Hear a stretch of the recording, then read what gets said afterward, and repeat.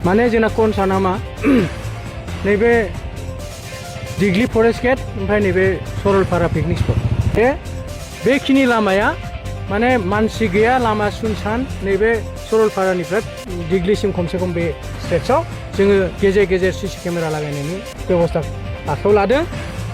नैबे पिकनिक स्पटआव फैखांनानै जुमाय एसे लोंनानै कन्ट्रल गैयि जानानै गारि सालायलांनानै माने जाब्रबथाय जानानै जुदि बे जायगायावनो थैनानै थायोब्ला दा बेखौ नुबा बिराद दुखु मोनो आरो। जों फैनायखौबो बादा होनो हाया, होआ, थांनायखौबो बादा होनो हाया, जुमाय लोंनायखौबो जों बादा होनो हाया, नाथाय सालायग्राया जुमाय लोंनो मोनो।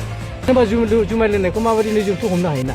जोङो बाध्यतामूलक घोषणा खालामनो नागिरदों दा सरलपारा पिकनिक स्पटखौ सारा वर्ल्डआव बयनिख्रुइ डिसिप्लिन गोनां स्पट होननानै जों प्रमान खालामना होनि आरो गोबां स्पिडआव थांदों फैदों बेखौ मनिटर खालामनो मोनसे सिस्टेमेटिक जों माबा खालामगोन। गिबियावनो साबायखर बावग्रोबाय। दिनै बे हाबाफारिया जोबोद गोनांथारमोन। बेहाय बिथांमोनहा स्टुडेन्ट इउनियननिफ्राय माने रड सेफ्टि जों लोब्बा लानाय मोनसे हाबाफारि लादों आरो बेवहाय नुजाथिनो हांख्रायनायखाय आं सफैदों बेवहाय। माने जोंना कनसार्ना मा नैबे दिग्लि फरेस्ट गेट ओमफ्राय नैबे सरलपारा पिकनिक स्पट बे लामाया माने मोजां बानायनानै होबाय नालाय। सिगांथ' बायनायजोबमोन लामाया, एकदम हाखर हाला गोबारै सालायजाया। दा बानायना होबाय, दा एकदम माने स्लिम जानाय लामायाव थांगासिनो दं। दा कमप्लिट जायाखै अब्लाबो दा लामाया थिगैनो जाबाय आरोखि, माने स्पिडआव गारि सालायजाबाय। दा बेखौ नुनानै मोनसे गिखांनाय फैदों। माने एक्सिडेन्टनि हारा जिखिनि बारायगासिनो दं बे कयेक दिनाव माने मोनसे गिखांनाय फैदों आरो। दानो बेबायदि आरो लामाखौ देनांहाय फिनिशिं होयोब्ला, ब्लेक टपिं होनानै जुदि फिनिशिं होयोब्ला बेखिनि एरियायावथ' माने न'खर गैया नालाय, हाग्राबारि मानसि थाया बारा। दा बेवहाय मानसि गैया होननानै नैबे पिकनिक स्पटआव जुमाय लोंनानै गोबां स्पिडआव थांनानै बुहुद मानसिया बेबादिनो जाब्रबथाय जानानै गिलु बालु गाज्रि मोनसे खबर फैनो हागौ नामा बेखौ साननाय मोनसे गिखांनाय फैदों।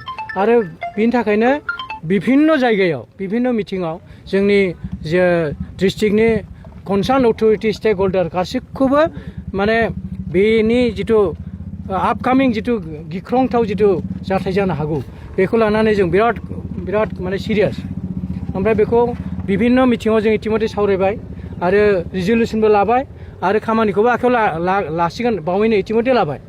दा बेवहाय आं होननो नागिरदों जे बिफाननिफ्राय जिखिनि हाबाफारि आखायाव लागोन बेथ' सोलिबाय थागोन, खिन्थु जोंना गारि सालायगिरि बिथांमोनहाबो माने बेखिनिखौ मिथिनांगोन जे बेखिनि लामाया माने मानसि गैया, लामा सुनसान, ओमफ्राय स्लिमबाबो नैबे पिकनिक स्पटआव फैखांनानै जुमाय एसे लोंनानै कन्ट्रल गैयि जानानै गारि सालायलांनानै माने जाब्रबथाय जानानै जुदि बे जायगायावनो थैनानै थायोब्ला बै परिबेसखौ सानहर।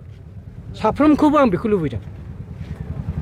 बेजों लोगोसे मा बेखिनि जायगाया बिराद मोनसे ओरैबादि इम्पर्टेन्ट जायगा, माने फरेस्ट एरिया, बिराद माने मुल्यबान बिराद बेसेन गोसा बेवहाय जिब जुनार दं। आरो बिनि जिब जुनारा मालाय जायगानिफ्राय लाबोनानै दोनफैनाय नङा, बे नेचारेल भुटानजों डाइरेक्ट कानेक्सन दं बे हाग्राया। गतिके बेहाय मा गोदान एखमबा नुयो जिब जुनार, बेखौ मालाबा ओरैबायदि नुयो जे जिबनाव बे जिब जुनारखौ नुफेराखैमोन, खिन्थु बेहाय दं बेबायदि।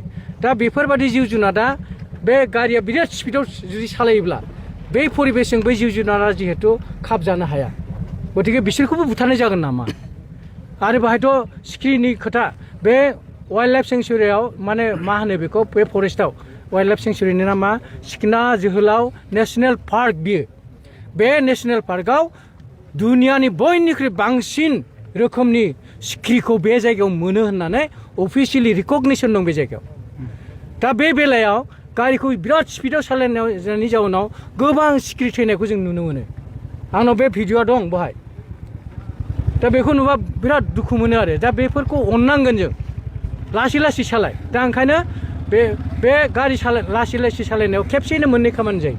मोनसेया जाहैबाय गावनि जिउआबो बासिबाय आरो मोनसेबावा जाहैबाय बिनि जिउ जुनारखौबो बासायनाय जाबाय बे मोननै थांखिखौ लानानैसो नैबे पिकनिक जाग्रा जायगायाव फै आरो थां जों फैनायखौबो बादा होनो हाया होआ थांनायखौबो बादा होनो हाया जुमाय लोंनायखौबो जों बादा होनो हाया नाथाय सालायग्राया जुमाय लोंनो मोननाय नङा जुमाय लोंबाथाय कन्ट्रल थाया दिनै मा नुफैगोन नों जिहेतु नैबे पिकनिक जाग्रा स्पटआव बिराद दुखु गोनां खोथा दा नैबेहाय मिटिं जाबाय थानाय समाव सासे माबाया पिकनिक जाफैग्रा सासे मानसिया बेवहाय बाहागो लादोंमोन बे बाइटबो होदों माने मा होनो बाइटथ' नङा मा होनो बे बिबुंथि लाखिदों बे बिबुंथि लाखिनाय खिन्थु गावनि जुमाय लोंनायमोन नोंथांमोना निसय नुदों मानो होनबा जुमाय लोंनायखौ माबायदि जोंथ' हमनो हायोना आं ओंखायनो होनदोंमोन नों गारि सालायदोंना बे मानसिया एसे हुस दं बे होनदोंमोन आं सालायाखै आंनि फंबाय सालायदों ओमफ्राय नोंनि फंबाय लेंहर बे फंबायखौ लेंनो होननानै जि थांबाय फैफिनाखिसै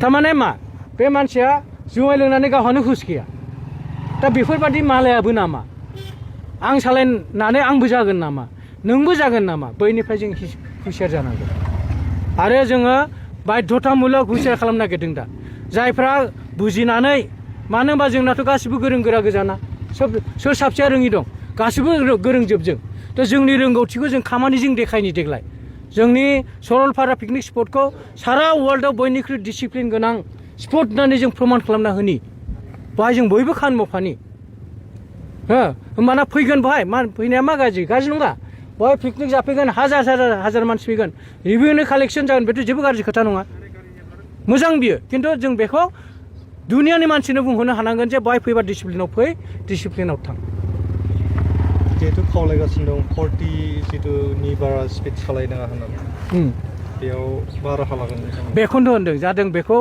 जोंनि फरेस्ट डिपार्टमेन्टनिजों ओमफ्राय जोंनि पुलिस डिपार्टमेन्ट जिल्ला प्रशासन हान्थामेला बिफान ज'है जों मोनसे डिसिसनाव फैनो नागिरदों जे बेहाय जोङो बे स्ट्रेट्सआव नैबे सरलपारानिफ्राय दिग्लिसिम खमसे खम बे स्ट्रेट्सआव जोङो गेजेर गेजेर सिसि केमेरा लागायनायनि बेबस्था आखायाव लादों आरो गोबां स्पिडआव थांदों फैदों बेखौ मनिटर खालामनो मोनसे सिस्टेमेटिक जों माबा खालामगोन अर्गेनाइज मोनसे जों सिस्टेम खालामगोन आरो बे मथे सोरबा जुदि अभार स्पिडआव थांदोंबा जों बेखौ दिग्लियावनो हमनानै लोगो फाइन दानगोन जों बे बेबस्थाखौ लानो हादों धन्यबाद